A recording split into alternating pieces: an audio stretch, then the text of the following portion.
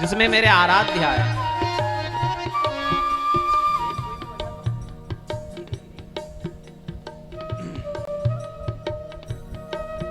नमन है उस तिथि। मधुमास, ये मधुमास है। चैत्र का मास मधु और वैशाख का माधव। भागवत में इसका वर्णन आया है। मधु और माधव मास में बलराम जी छुट्टियां बिताने गए थे द्वारिका जी से वृंदावन। मधु यानी चैत्र मास और माधव यानी वैशाख मास।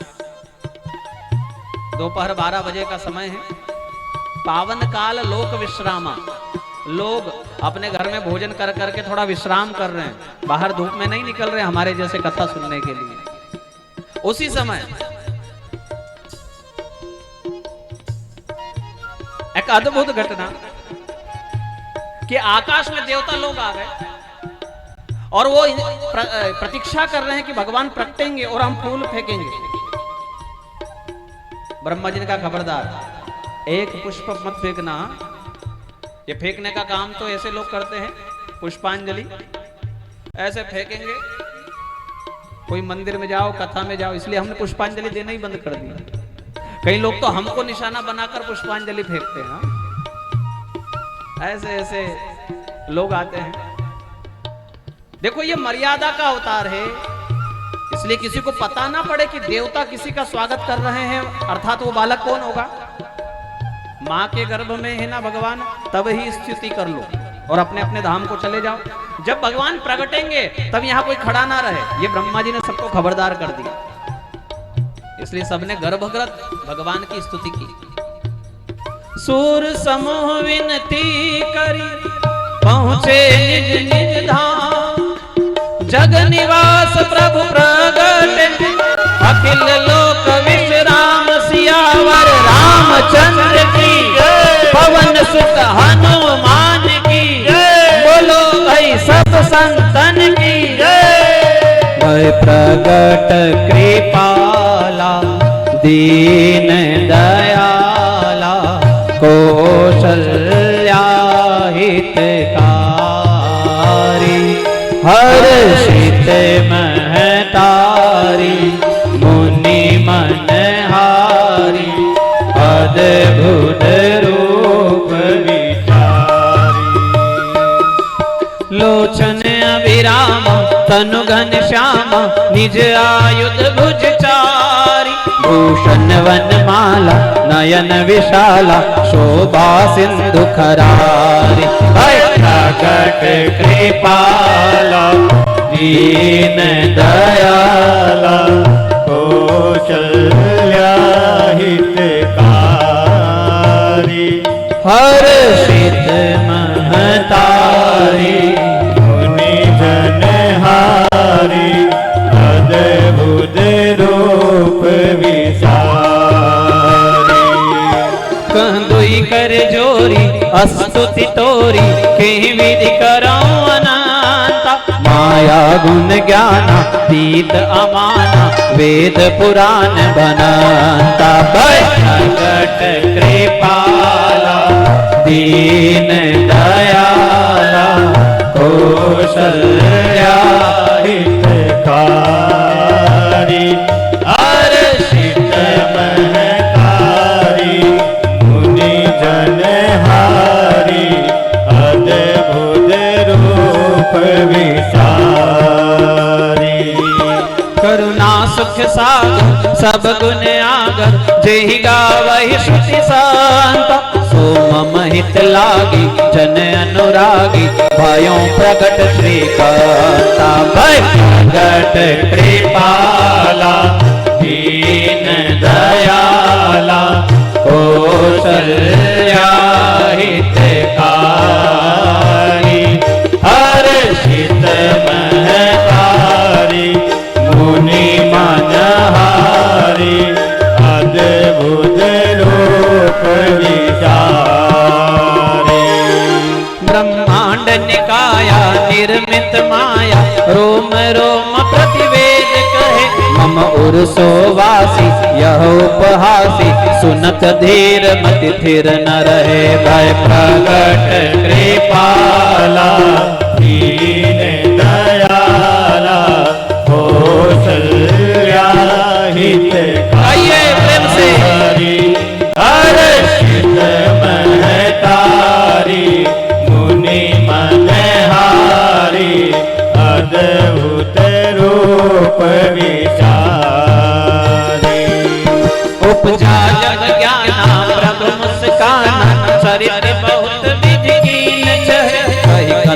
सुहाई मात बुझाई जेहि प्रकार सुत प्रेम नय कय प्रगट कृपाला दीन दयाला कौशल्या हितकारी हर्षित महतारी मुनि मनहारी अद्भुत रूप विचारी माता पुण्य बोली सोमति डोली भजहु तात यह रूप कीजे शिशु लीला अति प्रिय शीला यह सुख परम अनुपा भय प्रगट कृपाला दीन दयाला कौशल्या हितकारी हर्षित महतारी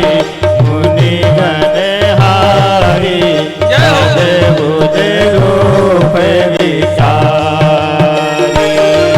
सुनि वचन सुजाना रोदन ठाना भाई बालक सुध गोपा यह चरित जगावै हरिपद पावै तेन परहि भव कोपा भय प्रगट कृपाला दयाला कौशल्या हितकारी हर्षित महतारी मुनि मनहारी अद्भुत रूप विचारी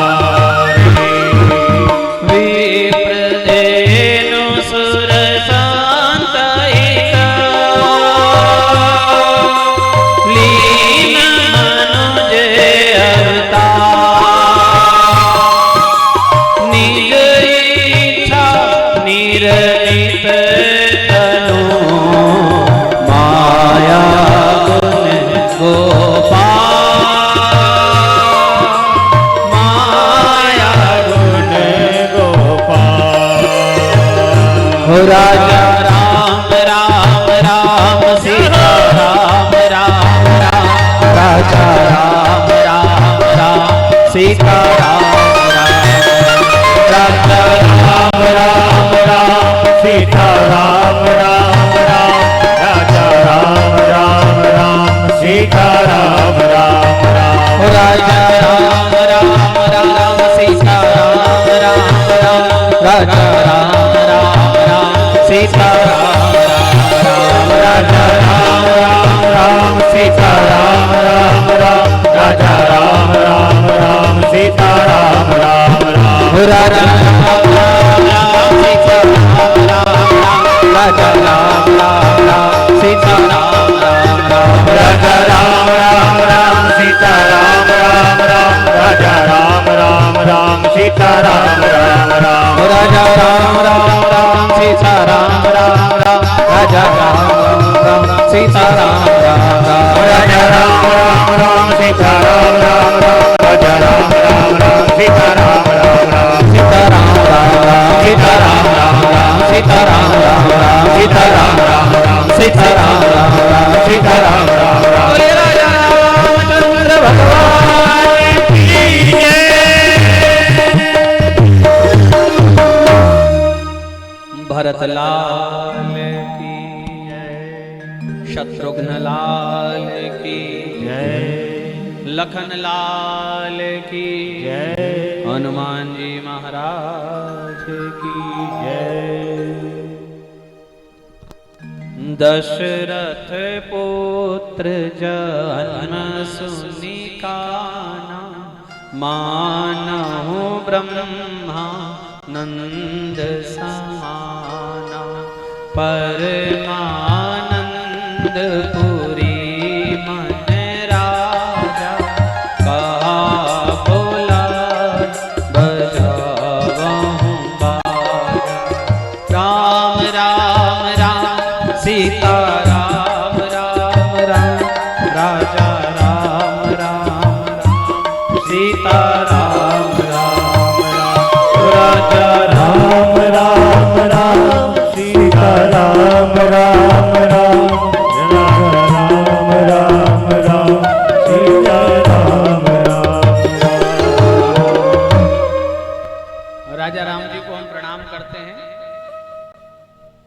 अन्यथा भगवान कृष्ण 12 बजे से पहले तो नहीं आएंगे, रात की 12 बजे। हाँ, वैसे भी उनका प्राकट्य समय तो वही है, किंतु हम बीच बीच में थोड़ा थोड़ा रामचरितमानस ले रहे हैं। कल भी लिया, परसों भी लिया, आज भी लिया, आगे भी 3 दिन बाकी है। तो राम जी को ऐसे साथ साथ कृष्ण के चलाएंगे और राम जी को, राम कथा को हम यही प्रणाम करते हैं। चंद्रवंश में प्रवेश करते हैं और उसमें भी विशेष जो उग्रसेन राजा है, ऐसा सुंदर साम्राज्य उनका, किंतु पुत्र ऐसा दुष्ट हो गया। कभी कभी पाप पुत्र के रूप में जन्म लेता है, आपका पाप आपके पुत्र के रूप में जन्म लेगा, कभी ऐसा होता है। क्योंकि चारों तरफ से जब हमको कष्ट होने के लिए कोई जगह नहीं दिख रही भगवान को, तो वो हमारे पाप को संचित मान करके बेटे के रूप में भेज देते हैं। कभी कभी कोई बेटा ऋणी और कभी कभी हम उसके ऋणी, जिसको बस भरता ही रहो, कभी बीमार हो जाए तो उसको देते रहो, बचपन में उसका विकास करो और बड़ा हो जाए तब भी कुछ ना करे तो हम उसके लिए करते रहो।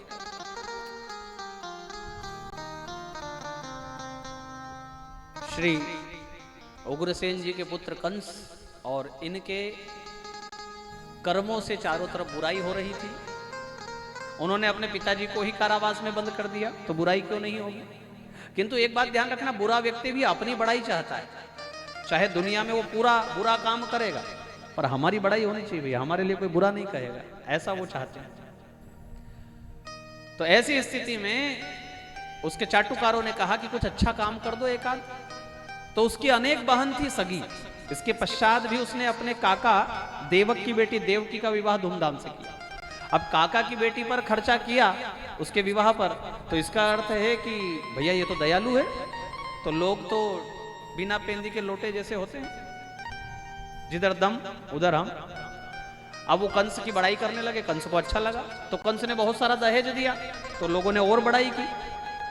तो उसने स्वयं सारथी बन करके नगर के बाहर तक छोड़ने का योजना बनाई, लोगों ने और बड़ाई की, किंतु भगवान को यह बात नहीं जमी। हमारे माता पिता के जीवन की गाड़ी कंस जैसा दुराचारी अहंकारी घेरे, ये भगवान को ठीक नहीं लगा। और आकाशवाणी हुई, और उस आकाशवाणी में जो जो हुआ वो आपको पता ही है।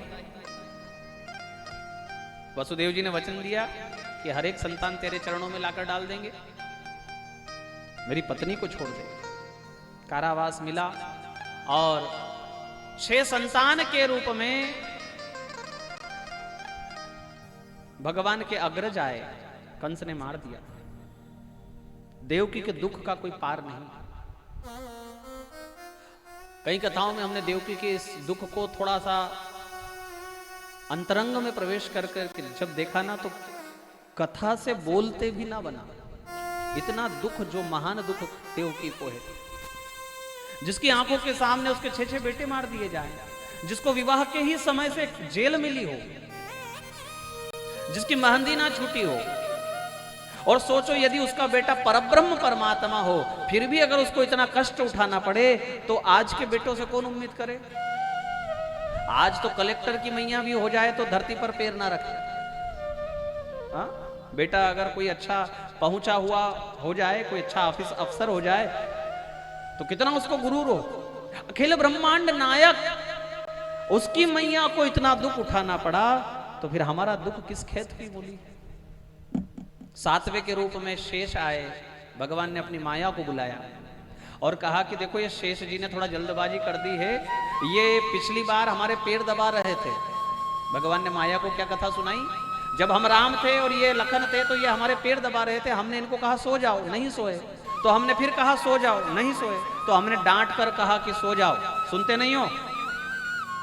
तो लखन लाल ने रोते हुए कहा कि अब की बार छोटा बना हूं, डांट लो, अगली बार बड़ा बनकर आऊंगा, फिर डांट डांट कर सेवा करूंगा, फिर डांटना हमको।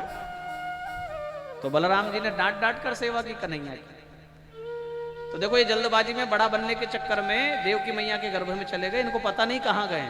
तो माया तुम एक काम करो, स्वयं तो यशोदा के गर्भ में चले जाओ और हमारे भैया को रोहिणी मैया के गर्भ में डाल दो, हम देवकी मैया के गर्भ से जन्म लेंगे, तुम्हारी हमारी अदला बदली होगी। कंस तुम्हें मारने का प्रयास करेगा, तुम उसे सचेत कर देना, मेरा ये कार्य करने से लोग तुम्हें भवानी, दुर्गा, चामुंडा, अष्टभुजाधारी, सिंह वाहिनी इन नामों से पुकारेंगे। जो आज्ञा कह करके माया तो भगवान के कार्य में लग गई और रोहिणी मैया के गर्भ में स्थापित कर दिया शेष को, स्वयं यशोदा के गर्भ में चली गई और देवकी के गर्भ में आए। सर्व जगन निवास सा देवकी सर्व जगन निवास, एक देवकी का गर्भ पूरे संसार का गर्भ हो गया। कैसे? जिन भगवान के मुख में पूरा ब्रह्मांड है, यशोदा मैया को क्या बताया था, और वो भगवान अगर किसी के गर्भ में आ जाए तो इसका अर्थ है कि एक ना एक दिन हम भी उसी रूप में मां देवकी के गर्भ में रहे। सा देवकी सर्व जगन निवास निवास भूताम नितराम नरेजे, भागवत कह रही है। और इधर कंस की क्या हालत हो रही है? आसीनः स्वसंतिष्ठन् भुञ्जानः पर्यटन मही चिंतयानो ऋषिकेशः अपश्यत् तन्मयम् जगत्। उसको चारों तरफ कृष्ण ही नजर आता है। एक बार नारद जी कह गए थे कि तुझे मारने वाला काला काला होगा और मुरली वाला होगा, तो उसको जहां काला दिखाई दे, और तो छोड़ो दाल में राई का दाना भी दिखाई दे ना, तो थाली उठाकर फेंक दे। रात्रि में वो दीपक बुझाता नहीं था क्योंकि उसको खिड़की से काला काला नजर आता। और सोना तो दूर की बात, रात में जब सोता था तो सोचता था कि मैं क्यों इतना चुनौती ले रहा हूं, क्यों ना मैं देवकी को ही मार डालूं। और ऐसा विचार करके आधी रात में तलवार लेकर कारावास में जाता था देवकी को मारने के लिए। किंतु वहां जाकर के भगवान के सामने खड़े होकर उसकी बुद्धि बदल जाती, अरे मैं क्या करने आया, और ऐसा करने से तो मेरा अपयश ही होगा। मैंने कितनों लोगों को मार दिया, कितना बलवान हूं मैं, ये छोटा सा बच्चा मेरा क्या करेगा। बहन को मारने से तो पाप ही लगेगा, ऐसा सोच करके वो पुनः अपने बिस्तर पर आ जाता। और जैसे ही तलवार रखता वैसे ही उसको बुद्धि आती कि अरे मैं खाली हाथ आ गया, मेरी मति मारी गई, मैंने देवकी को मारा क्यों नहीं।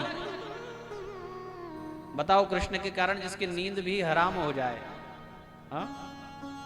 ऐसा उसने भगवान का ध्यान किया, चिंतन मनन किया कि रात में नींद भी नहीं, दिन में चैन नहीं, ना भोजन में मन लगे, ना किसी मनोरंजन में मन लगे, केवल कृष्ण कृष्ण। चिंतयानो ऋषिकेश, केवल ऋषिकेश भगवान का ही चिंतन है उसका। अष्टम गर्भ के रूप में भगवान पधारे।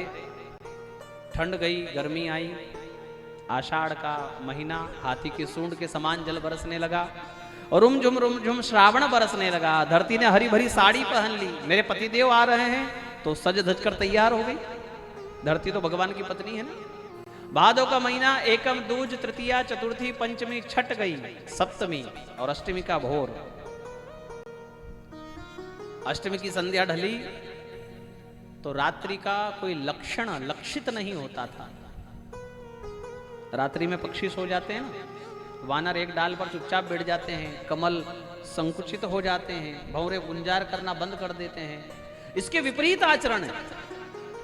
कमल अभी भी खिला हुआ है, भंवरे गुंजार कर रहे हैं, वानर इधर उधर उछल कूद कर रहे हैं, कोयल कूंज रही है, मयूर नृत्य कर रहे हैं, मंद मंद गति से वायु बह रही है, आकाश निर्मल हो गया, सारे बादल तितर बितर हो गए, तारे टिमटिमाने लगे, यमुना जी का जल स्वच्छ हो गया, धरती से भीनी भीनी खुशबू आने लगी, सुगंधित वातावरण हो गया। कंस के अत्याचार से यज्ञ कुंड की जो अग्नि बुझ गई थी वो अपने आप देदीप्यमान हो उठी। ऐसे पंच महाभूत का साक्षात्कार करवाया सुखदेव जी ने और फिर कहा कि राजन, अद्भुत बालक आया है। तमद्भुतं बालकमम्बुजेक्षणं चतुर्भुजं शङ्खगदायुधायुधं सपीतलक्ष्मं गलशोभिकौस्तुभा पीताम्बरं सान्द्रपयोदशोभगम्। राजा ने पूछा, अद्भुत बालक कैसा? बालक तो बालक जैसा होता है। बोले नहीं, ये अद्भुत बालक। क्या लक्षण है अद्भुत बालक के? तो कहा अम्बुजेक्षणम, बच्चा होता है ना तो उसकी आंखें बंद रहती, ये तो होते ही टुकुर टुकुर माता को पिता को देखने लगा, आंखें मटकाने लगा। और बच्चा आता है तो 2 हाथ वाला, चतुर्भुजम। बच्चा आता है तो खाली हाथ मुट्ठी बांधकर, ये तो अपने खिलौने मां के गर्भ से लेकर ही आया, शंख गदा युधायुधम। माता को सजाने की जरूरत नहीं, ये अंदर से सजकर ही आया। श्रीवत्स लक्ष्मम गलशोभि कौस्तुभम, माला भी पहनाने की जरूरत नहीं। बच्चा आता है तो नग्न, किंतु लिखा है पीतांबरम सांद्र पयोबुद्ध शोभगम, कपड़े भी पहन कर आए। और तो और राजन, होते साथ ही भगवान ऊंचे पूरे हो गए 6 फीट के, और पीछे शेषनाग लहराने लगा। अंधियारा पड़ा कारावास, अचानक से नीलमणि से देदीप्यमान हो उठा। भगवान ने प्रवचन किए कि तुम पिछले जन्म में कौन थे, तुमने क्या सत्कर्म किया, क्यों हमको पुत्र रूप में पाया, अब तुमको क्या क्या करना है, ये सारी बातें भगवान ने बताई। माता देवकी ने कहा वो तो सब ठीक है महोदय, किंतु आप क्या बनकर आए? बोले बेटा। तो बेटा बन जाओ, बाप बनकर क्यों खड़े हो? 6 फीट का बेटा होता है क्या? ऐसा ही कौशल्या जी ने कहा ना, माता पुनि बोली सो मति डोली, तजहु तात यह रूपा। छोड़ो ये सब प्रवचन मत दो हमको। आज के बच्चे प्रवचन दे माता पिता को तो बुरा मत मानना, ये अनादि परंपरा है। राम जी ने कौशल्या जी को प्रवचन दिए, भगवान कृष्ण ने देव की माता और वसुदेव जी को। तजहु तात यह रूपा कीजे शिशु लीला, और वही देव की कह रही है कि छोटे से हो जाओ। भगवान छोटे से हो गए, अब क्या करूं? बोले 4 हाथ हटाओ और थोड़े नंग धड़ंग हो जाओ, कपड़े भी हटाओ तुम्हारे। तो भगवान 2 हाथ में और खाली हाथ मुट्ठी लेकर, भैया अब क्या करना है? बोले बोलना बंद करो और रोना शुरू करो। इतना सा बच्चा बोलता है क्या? सुनी वचन सुजाना रोदन ठाना, भगवान रोने भी लगे। भारतीय नारी ने भगवान को भी मानव होना सिखाया। पहले तो मनुर्भव, मानव हो जाओ, भगवान तो बाद में होना, एक अच्छा इंसान हो जाओ। ऐसे छोटे से भगवान हो गए। मैया ने काजल निकाला अपने आंखों का, माथे पर लगाया, टोकरी में कुछ वस्त्र बिछाए और भगवान को उसमें पधराया, हिवड़े से लगाया। अपने भाग्य को बार बार कोसती है, रोती है कि क्या मैंने भाग्य पाया, 6 पुत्र मेरे मारे गए, 7वां हुआ नहीं, 8वां इतना प्यारा हुआ है, वो भी मुझे छोड़कर जा रहा। शंका कुशंका मन में मां को आने लगी, कहीं ऐसा ना हो मेरे सत्यभाषी पतिदेव कंस को ले जाकर सौंप दे। तो कहा कि मेरे लाल पर से अपना वो सत्य वचन उसार दो जो आपने कंस को दिया था। जब कारावास से छूटोगे तो बहुत धन धान्य दान करना, किंतु अभी तो वो सत्य वचन उसार दो। तो वसुदेव जी ने वो सत्य वचन भगवान लाला पर से उसार दिया, और अब देव की मैया को लगा कि मेरा बालक ठीक जगह पर जाएगा। यहां से बाहर आए, रुमझुम वर्षा, क्योंकि बादलों ने सोचा कुछ चढ़ाओ भैया, पहली बार लाला का दर्शन हुआ है। और एक बूढ़े बादल ने कहा फालतू की बातें करते हो, हमारे पास चढ़ाने को पानी के अलावा क्या है? हाँ तो ठीक है, पानी चढ़ाओ। तो रुमझुम वर्षा शुरू हो गई। अब वसुदेव जी ने कहा अभी तो तारे टिमटिमा रहे थे और ये कहां से जल आया? किंतु कहा देखो प्रकृति, कलयुग अब आने वाला है, चारों ओर जल बरस रहा है, मेरे ऊपर नहीं बरस रहा। वसुदेव जी को नहीं पता पीछे से शेषनाग आ गया है छैया करने के लिए भगवान के ऊपर, यमुना जी को पार करने के लिए। पहले तो यमुना जी ने रास्ता दे दिया, बाद में मन बदल गया। अरे ये तो ना जाने कब उठने चलेंगे, कब पैदल चलेंगे, कब यहां तक आएंगे, जरा इनके चरण स्पर्श कर ले। तो विकराल रूप यमुना जी ने रखा और वसुदेव जी के नासिका तक आ गई। तो भगवान ने लात निकाल करके एक चरण प्रहार किया, मानो मारा हो, और कहा हो कि अपने ससुर की दाढ़ी छी रही है, शर्म नहीं आती? तो यमुना जी ने कहा कि प्रभु हम तो यही लात आपकी ये चरण का ही स्पर्श चाहती थी, हमको मिल गया। वहां गए, तब योग निद्रा में, योग माया के प्रभाव से योग निद्रा में सब लोग सोए हैं। जैसे इधर सोए सब कारावास वाले, वैसे उधर सोए। लाला को दिया यशोदा जी के अंक में, और वहां से कन्या को लिया, माथे पर कन्या को रखा, दरवाजे तक आए। वसुदेव जी ने पलट कर देखा तो भगवान देख रहे हैं अपने जाते हुए पिता को। हृदय भर आया वसुदेव जी का, किंतु कोई हंसे चाहे रोए, तू जो चाहे वही होए। वहां से सीधे कारावास में आ गए। देखो अभी कोई हल्ला ना करना है, कारावास की कथा चल रही, वरना कंस उठाकर बंद कर दे तो हमारे माथे नहीं। सूचना हुई कन्या हुई है। कंस ने सोचा कन्या को ही मार दिया जाए। कंस ने उसे पछाड़ना चाहा, किंतु वह कन्या आकाशचरी हो गई और सिंह पर सवार होकर के जो संभाषण किया है कंस को, तो कंस की अकल ठिकाने आ गई। अभी तक सबको धुतकारने वाला कंस माँ जगदम्बा दुर्गा जी को बहन जी कहकर संबोधित करता है। वाह बहन जी, आपने सच सच कहा। देखो आजकल तो देवता भी झूठ बोलते हैं। कहते थे कि अष्टम गर्भ में बेटा होगा, ये तो बेटी हुई। अब मेरा भय जाता रहा और कंस तो चला गया। जाने दो कंस को, हमको क्या लेना देना, हम तो इधर चले गोकुल में। यहाँ क्या हो रहा है गोकुल में? सुबह का 4 बजा ब्रह्म मुहूर्त हुआ और सुनंदा नंद जी की बहन जम्भाई लेती हुई जा रही है। सोचा कि ब्रह्म मुहूर्त हो गया है, अब जाग जाएं। क्या देखा कि भाभी के कक्ष से बहुत प्रकाश बाहर आ रहा है। सारे दीपक तो रात में बुझाए थे, अभी क्या हुआ? तो खिड़की से झांक कर देखा, पूरा कक्ष नीलमणि सरी का जगमगा रहा है और एक इतना सुंदर बालक नीलमणि सरी का यशोदा जी के बगल में खेल रहा है। यशोदा जी तो बेहोश है, उनको तो समझ आ नहीं रहा। इतना देखकर सुनंदा तो हो गई पागल, दौड़ कर गई गौशाला। भैया बधाई हो। रात भर से माला कर रहे हैं नंद जी, माला कर रहे थे ओम नमो भगवते वासुदेवाय, श्री कृष्णा शरणम मम। किंतु हुआ ये कि मंत्र भूल गए। भोलेपन में, ऐसे भोले हैं नंद जी, मंत्र भूल गए और कौन सा मंत्र जपने लगे माला पर? अभी तो हुयो ना आए हैं, अभी तो हुयो ना आए हैं, न जाने कद हो वो, न जाने कद हो। बड़े उतावलापन है। बहन ने आकर कहा भैया बधाई हो। किस बात की? बोले पहले बताओ उपहार क्या होगा। बोले जैसा तेरा समाचार वैसा मेरा उपहार। तो भैया सुनो, लालो भयो है, लालो भयो है। सुनते ही नंद जी ने अपने गले का 9 लखा हार निकालकर सुनंदा के गले में डाल दिया।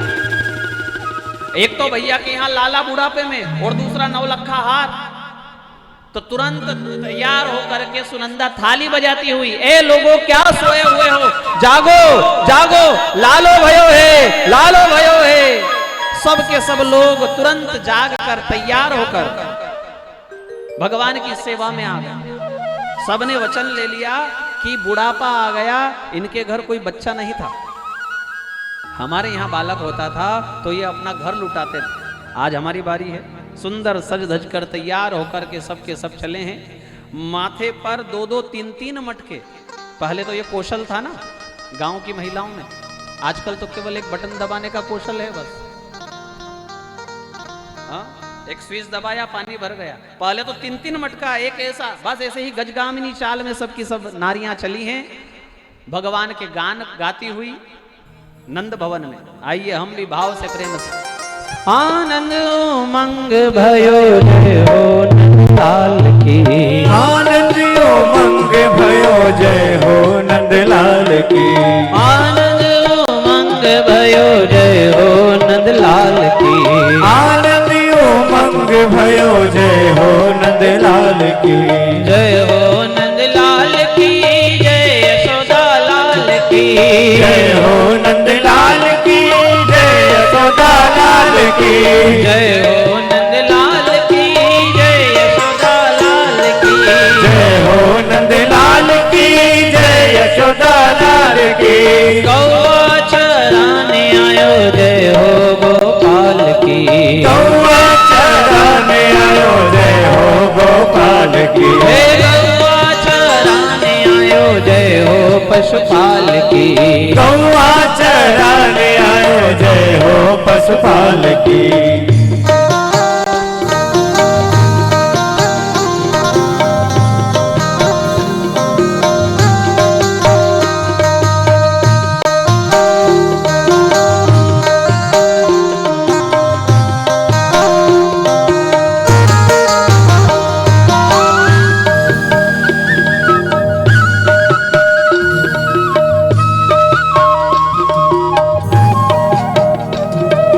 हाथी दीना घोड़ा दीना और दीनी पाल की, हाथी दीना घोड़ा दीना और दीनी पाल की, हाथी दीना घोड़ा दीना और दीनी पाल की, हाथी दीना घोड़ा दीना और दीनी पाल की।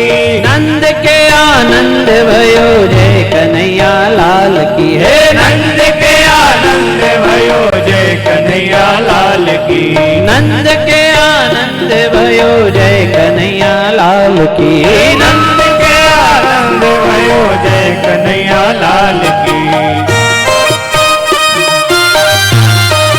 जय हो